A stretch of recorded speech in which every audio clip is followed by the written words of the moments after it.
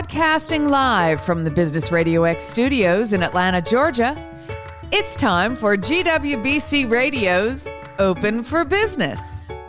Now, here's your host. Lee Cantor here, another episode of GWBC Radio's Open for Business, and this is going to be a fun one. I have with me today Robyn Davis, and she is with Global Eventures. Welcome. Thank you so much. I really appreciate being on the show today. Well, Robyn, before we get too far into things, tell us about Global Eventures. How are you serving folks? Sure. Global Eventures is a full-service corporate meetings and incentives planning agency. We do everything from inception to operation, hotel contracting, all of the logistics for a meeting or incentive trip worldwide. We staff it, we operate it, and we make our clients look fantastic. And we also allow our clients the time to work on the nitty-gritty and the guts of the meeting while we do all the logistics. And then in addition to that, we have a second side to our business where we offer complimentary vacation planning services for individuals and families. And that's kind of an add-on value add for the people that you work with to offer to their employees and their people that are important to them? For anybody. So good example would be on one side, if we were doing an incentive trip for a company, if all of those winners wanted to extend, say the incentive trip is in Europe and they'd like to go visit other areas of Europe besides where the trip is going, we can assist with that and it's complimentary to them. Or it doesn't have to be involved with a corporation at all. It could be just a family that wants to go on a vacation. Oh, wow. So you're B2B and B2C kind of. We are. We're all things travel. Now that we're going through this tough time with the coronavirus, I'm sure that's impacted your business in terms of lots and lots of people aren't traveling as much. But on the flip side, I would imagine there's a lot of opportunity because prices probably can't get any much lower for travel today. Yeah, it's definitely been interesting. I was in this business through 9/11, and the most recent reports that I saw is that our industry has been impacted 8 times more than 9/11, if that tells you anything, with the coronavirus. Currently, we have really just been assisting our clients with their cancellations. Some have been because they wanted to cancel. Most have been because their trips have been canceled on them with all the restrictions and the cruise line shutting down and whatnot. And one thing that I built Global Eventures on was ethics and the notion that our clients are more important to us than our P&L statements. So we have been working tirelessly to assist all of our clients to make the outcome the best for them, knowing that our clients are struggling financially in their lives as well, and they had a lot of money tied up into these trips. So we have been basically working for free because it's important to us that our clients come first. And our hope is that when all of this is over and people are ready to travel again, they will come back to us because we did the right thing and we were there for them. And we were the ones that were waiting on the phone for hours. I literally sat on a phone 2.5 hours waiting for a travel operator to assist me with a client yesterday. So yes, there are definitely deals out there. I don't know that they're as prevalent yet because most of our travel operators are also, trying to figure things out right now. But I estimate that when the industry does start to turn around on the leisure side, that the deals will be there. Now, on the flip side, with the corporate side of things, the hotels are hungry for business. So now is definitely the time to start getting your room block contracts going. And what I didn't mention also is that Global Eventures also does hotel contracting and site selection for free. We don't charge for that service. And I urge any companies out there that to look into the future, 2021, 2022, or beyond, to contact us right away we have the bandwidth, we're here for you, and are ready to start negotiating and helping you find the best venue for that face-to-face meeting in the future. And that's something I think we all agree that when this thing passes, which we know it will, face-to-face interacting is not going anywhere. I mean, we might tolerate some of this virtual meetings, but I think humans prefer meeting face-to-face if they can. I think so. I personally have been on many of those Zoom calls and virtual meetings and virtual trade shows as of late. And what I'm noticing is that I'm half listening.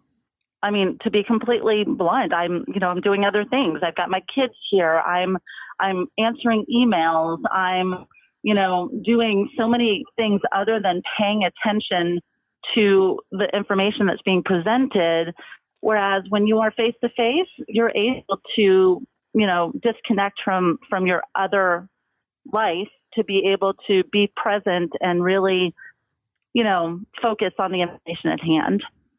Right. I agree. I think that it's kind of like what happens with social media and the media in general is that people are maybe they're consuming more of it, but they're not as engaged and they're more distracted. They're like my kid watches a movie while on his phone with his laptop open.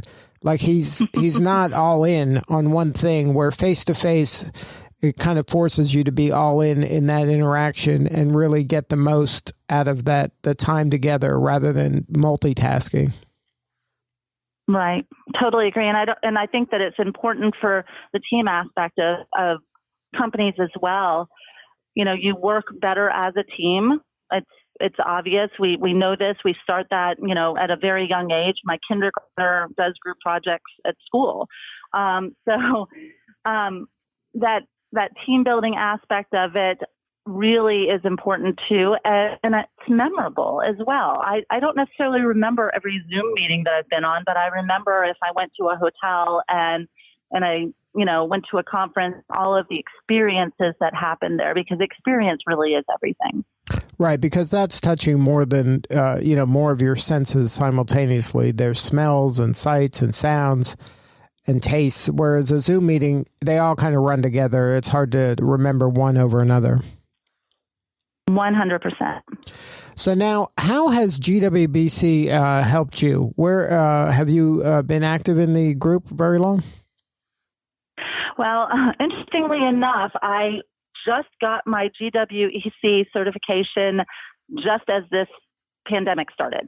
So I haven't really had the opportunity to get as involved as I wanted to because I'm in damage control, but I really do look forward to the interaction with the other women business owners and taking full advantage of everything that it has to offer. Now, as part of your role as a travel professional, are you able to kind of at least have conversations with companies now, or they're heads down? They're not even open to talking about this just yet, that this isn't a priority right now? I really honestly have not reached out to companies because I think that they are also just struggling to figure things out right now.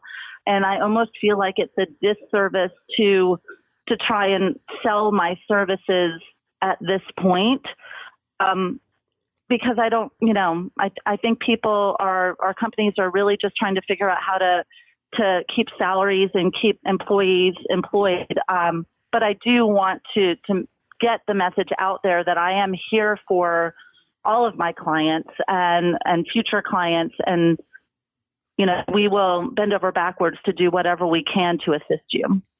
And then that might be also just making them aware, like you said earlier, about these hotels are hungry for business. And if they have plans to be putting on a conference or doing some travel or retreats or anything like that in the next year or two, it might be worth having a conversation just to know what's out there and what deals can be done. Absolutely. Now, for you, tell us how you got into this line of work. What was the impetus to start Global Eventures? Sure. Well, I started my career with a big third-party company that used to be here in Atlanta that's no longer here. I started there in 2002. So like I said, right after 9/11. And I didn't even know about this industry at the time. I had worked at a hotel at one point. I ran a youth program at one point.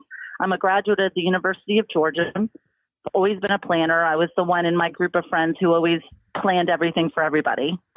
And I worked my way up at this company and started as an account coordinator, which was great because I really learned from the bottom up. I learned about the logistics of taking care of customers. I had customer service for all the attendees of meetings. I did all the quality control of rooming lists and managed databases.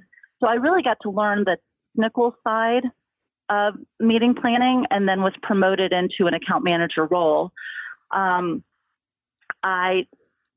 I was a certified meeting planner at one point. Long story, but I had kids. I took a small break and it lapsed, but that's going to come back again.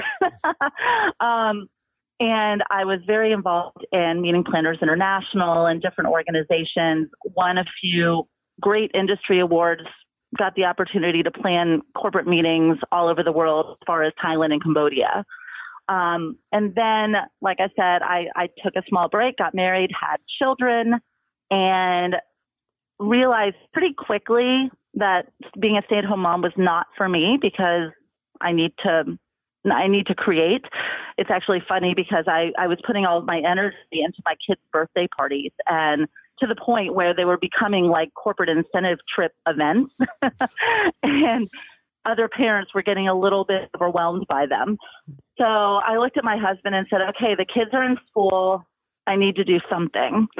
So for a year, I learned the leisure side of the business by working with another travel agency that a cousin of mine who's been a travel agent for 30 plus years was involved with. And I got to learn that side of the business. And after doing it for a year, I realized that with more technology and more streamlined processes that it would go a lot more smoothly. This agency was owned by women that were a little more old school in their 70s, had been doing this a very long time. So I bit the bullet. I started Global Eventures, and I created the technology with database management and created relationships with tons of travel suppliers and really studied up and to know that side of the business. And for the first year, we focused strictly on the leisure. And then the second year, I was ready to get back into the corporate meetings and incentives and realized very quickly that I could do everything that I did for that very large third-party company. I could do that on my own by using 1099s and contracting out businesses and basically just doing all the project management that I did when I was at the other company. Well, congratulations on the success that you've had in growing the business. And the first few years are the hardest years. And this pandemic will pass. And I'm sure that you're going to get busy again as soon as people feel confident and safe traveling again. So it sounds like you built a really strong foundation and infrastructure, and you have the right philosophy to run a successful business. So hang in there. Thank you so much. We're here when everybody's ready. We're not going anywhere. So, and then if anybody has any need, I'm here for you. And what's the website if people want to go and check out your website and learn more? Sure. We actually have two. It's www.global-eventures, eventures.com, or www.gemeetingsandincentives.com. Well, Robyn, thank you so much for sharing your story today. Thank you so much for having me. All right. Good luck to you. Well, thank you. This is Lee Cantor. We will see you next time on GWBC Radio.